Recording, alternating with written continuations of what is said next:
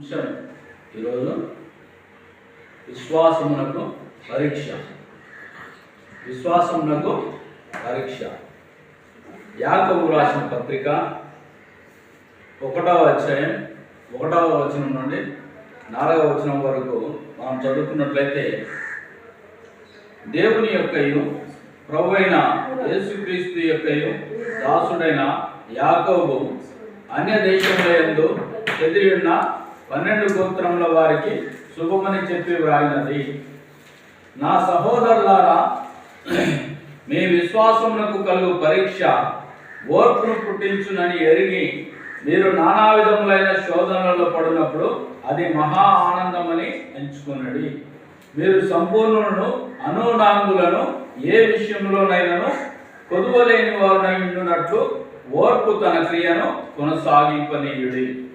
కాబట్టి ఇక్కడ యాకోబు గారు ఆ యొక్క అన్య దేశముల యందు చెదిరిన 12 గోత్రముల వారు చెదిరిపోయి ఉన్నారు.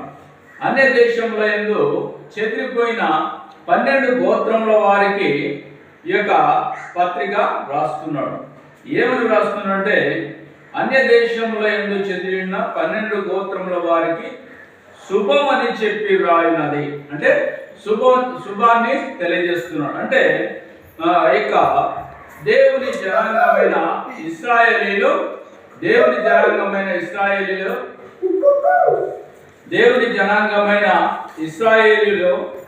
ఏమైనారు?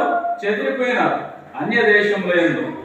అయితే దేవుని ప్రజలు ఇశ్రాయేలీలు అన్య దేశంలో యందు చెదిరి ఉన్నారు. అయితే అన్య దేశంలో యందు చెదిరి ఉంటే ఏమైందంటే అనేక విధములైన శోధనలు, అనేక విధములైన ఇబ్బందులు, అనేక విధములైన వేదనలు కలుగుతాయి.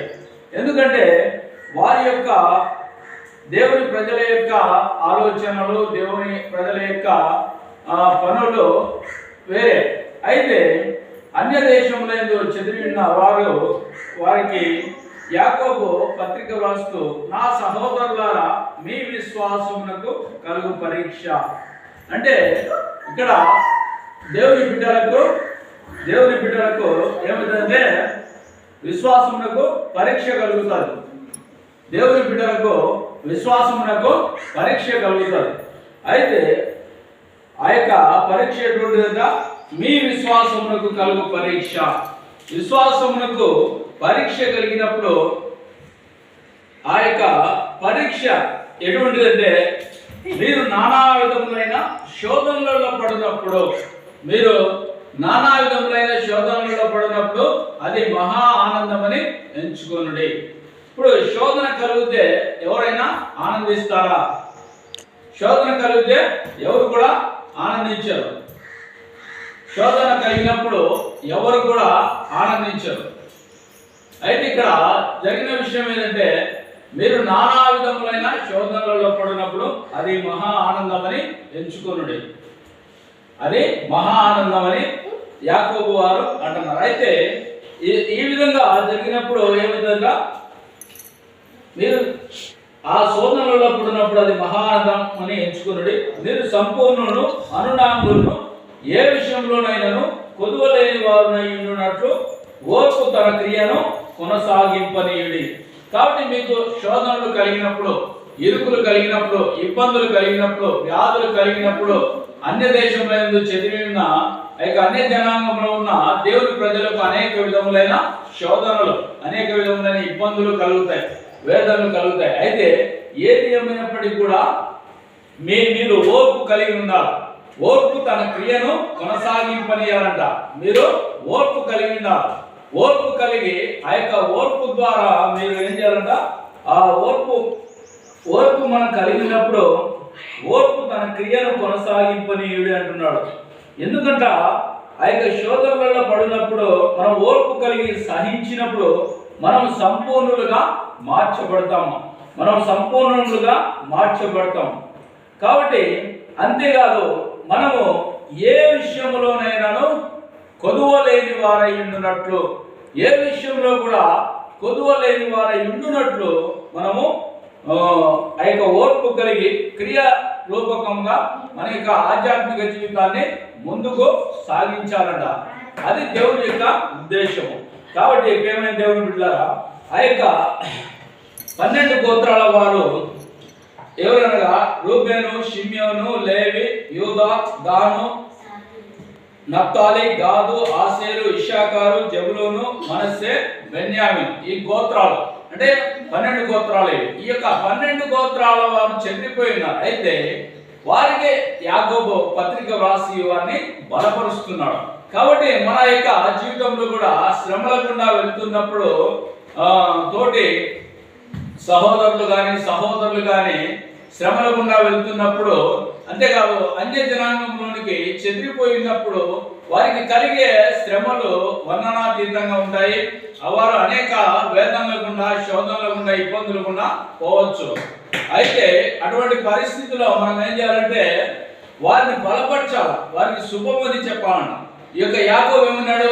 అన్య దేశంలో ఎందుకు చెదిరిన ఇశ్రాయేలీల 12 గోత్రాల వారికి ఏమన్నా శుభమని చెప్తున్నాడు. కాబట్టి ఆ యొక్క వారిని బలపరుస్తున్నాడు. కాబట్టి ప్రియమైన దేవుని బిడ్డలారా, మనం కూడా ఏం చేయాలంటే బలపరచాలి. మనం కూడా బలహీనులను బలపరచాలి. అంటే మన యొక్క విశ్వాసములకు కూడా, మన యొక్క జీవితంలో కూడా మన యొక్క విశ్వాసములకు పరీక్ష కలుగుతుంది. ఆ యొక్క పరీక్షలలో మనం ఏం చేయాలంటే ఓర్పు కలిగి ఉన్నప్పుడు, ఓర్పు ద్వారా మనము దేవుని ద్వారా అనేక గొప్ప కార్యాలు పొందుకుంటాం. కాబట్టి ప్రియమైన దేవుని బిడ్డలారా, మనకు కలిగే శ్రమల్లో, శోధనలో మనము ఏం చేయాలంటే దేవుని పక్షంగా నిలబడి ఉండాలి. అంతేకాదు బలహీనులై శోధింపబడుతున్న వారిని బలపరచాలి. దేవుని యొక్క నామాన్ని బట్టి వారిని బలపరిచి వారిని సంపూర్ణులుగా చేయాలి. అది దేవుని యొక్క ఉద్దేశమైనది. అదేవిధంగా మనం గమనించినట్లయితే ఆ యొక్క అబ్రహామును గురించి మనం గమనించినట్లయితే అబ్రహాం ఎవరంటే, Abraham is the father of believers. Abraham విశ్వాసులకు తండ్రి. అబ్రహాము విశ్వాసులకు తండ్రి. Jesus is the creator of faith. యేసు ప్రభు ఎవరంటే విశ్వాసమునకు కర్త. అబ్రహాము విశ్వాసులకు తండ్రి. యేసు ప్రభు ఎవరంటే అబ్రహాము విశ్వాసులకు తండ్రి, యేసు ప్రభు ఎవరంటే విశ్వాసమునకు కర్త. అయితే ఈ యొక్క Abraham obeyed to God. Abraham obeyed to God. Abraham ఏం చేసినాడంటే విధేయత చూపినాడు. అబ్రహాము దేవునికి విధేయుడిగా ఉన్నాడు. కాబట్టి ఆ యొక్క విధేయత అనేది మనం కలిగి ఉండాలి. ఎప్పుడైతే మనం విధేయత కలిగి ఉంటామో అప్పుడే మన యొక్క జీవితాల్లో అనేక ఆశీర్వాదాలు పొందుకుంటాము. ఎప్పుడైతే మనము విధేయత కలిగి ఉంటామో ఆ యొక్క విధేయతను బట్టి దేవుడు ఆశీర్వదిస్తాడు. మన యొక్క జీవితంలో దేవుడు మనల్ని ఆశీర్వదించాలంటే దేవునికి మనము లోబడి ఉండాలి. దేవునికి విధేయత చూపాలి. దేవునికి ఎప్పుడైతే విధేయత చూపుతామో దేవుడు మనల్ని ఆశీర్వదిస్తాడు. కాబట్టి ఈ యొక్క అబ్రహాం ఎవరు? Abraham is the father of believers. విశ్వాసులకు తండ్రి అయిన అబ్రహాం కూడా ఆ యొక్క పరీక్ష ఎదురైంది. ఆయన యొక్క విశ్వాసమునకు కూడా పరీక్ష ఎదురైంది. ఆ యొక్క విశ్వాసమునకు పరీక్ష ఎదురైనప్పుడు ఆ యొక్క విశ్వాసంలో ఏం జరిగిందో మనము గమనిస్తాం. ఆదికాండము 22వ అధ్యాయం.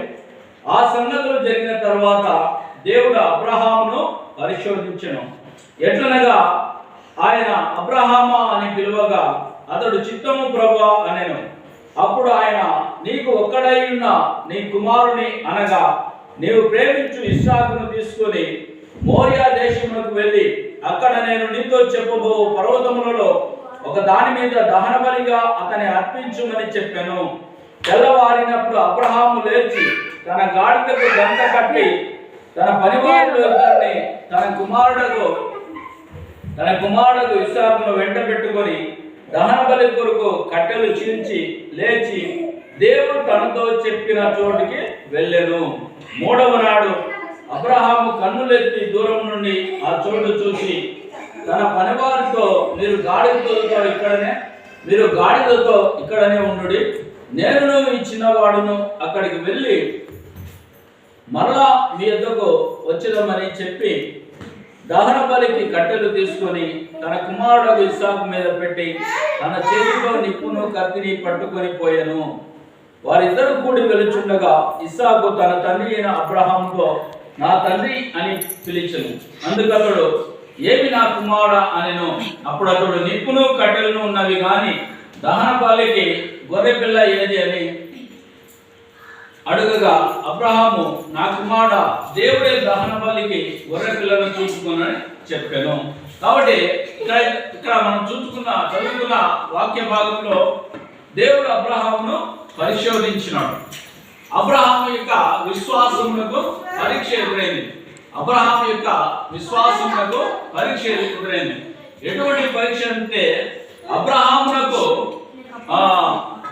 సంతానం లేనప్పుడు వాగ్దాన పుత్రుడు అబ్రహామునకు 100వ ఏట జన్మిస్తాడు. అయితే వృద్ధాప్యముందు పుట్టిన యొక్క అబ్రహాము కుమారుడైన ఇస్సాకును అబ్రహాము ఎంతగానో ప్రేమించేవాడు. ఒకగానొక కుమారుడు అంటే వాగ్దాన పుత్రుడు. అంటే ముందు ఇస్మాయిల్ జన్మించాడు కానీ వాగ్దానం చేత జన్మింపబడిన వ్యక్తి ఇస్సాకు. కాబట్టి ఇస్సాకును ఎంతగానో ప్రేమించాడు, అల్లారు ముద్దుగా చూసుకుంటున్నాడు, ప్రాణానికి ప్రాణంగా చూసుకుంటున్నాడు. ఆ యొక్క ఇస్సాకు లేకుండా బ్రతకలేను అనేంతగా అబ్రహాం యొక్క జీవితం కొనసాగుతున్నది. ఇస్సాకు అనగా నవ్వు. ఆ యొక్క ఇస్సాకు జన్మించినప్పటి నుంచి అబ్రహామునకు సంతోషం, సమాధానం, నెమ్మది, ఆనందంగా జీవిస్తున్నాడు. అయితే దేవుడు ఏం చేసినాడంటే అబ్రహామునకు పరీక్ష పెట్టాడు. నీకు పుట్టిన నీ కుమారుడు వాగ్దాన పుత్రుణ్ణి నేను చూపించు, ఇక మోరియా దేశంలోని ఒక పర్వతం మీద దహన బలిగా అర్పించమన్నాడు. దహన బలిగా అర్పించమన్నప్పుడు ఇక కట్టెలు నిప్పు తీసుకొని వెళ్తున్నాడు. 3 దినాలు ప్రయాణం చేసినాడు. అయితే ఆ యొక్క ప్రయాణ మార్గంలో జరిగిన విషయం ఏంటంటే ఆ యొక్క మామూలుగా ఇస్సాకు ఏమంటున్నాడంటే తండ్రి ఆ యొక్క దహన బలికి నిప్పులు ఉన్నాయి, కట్టెలు ఉన్నాయి, అయితే దహన బలికి గొర్రె పిల్ల ఎక్కడ, పొట్టేలు ఎక్కడ అని అడుగుతున్నాడు. అయితే అప్పుడు అబ్రహాం యొక్క హృదయం ఎంతగా పగిలిపోయిందో, అబ్రహాం ఎంత వేదన అనుభవించినాడు అంటే అబ్రహాం అక్కడ అతని చంపాల, ఇస్సాకును చంపి ఆ యొక్క చంపడమే కాకుండా దహన బలి అంటే కాల్చివేయాలి అంటే అంత వేదన అతడి లోపల హృదయంలో ఉండాలి. అయితే ఆయన దేవుడే చూచుకున్నాను అన్నాడు. కాబట్టి అబ్రహాం యొక్క పరీక్షకు, అబ్రహాం యొక్క విశ్వాసములకు పరీక్ష ఎదురైంది. ఆ యొక్క పరీక్షలో అబ్రహాం ఏమైనంటే విజయాన్ని పొందుకున్నాడు. ఆ అబ్రహాము ఆ యొక్క తన కుమారుడిని ఆ యొక్క కాళ్ళు చేతులు కట్టి ఆ కట్టెల మీద పండుగ పెడుతున్నప్పుడు అతడు ఎంత వేదన అనుభవించుంటాడో, ఇస్సాకు వేదన అనుభవించుంటాడు, అబ్రహాము అంతకంటే భయంకరమైన వేదన అనుభవించుంటాడు.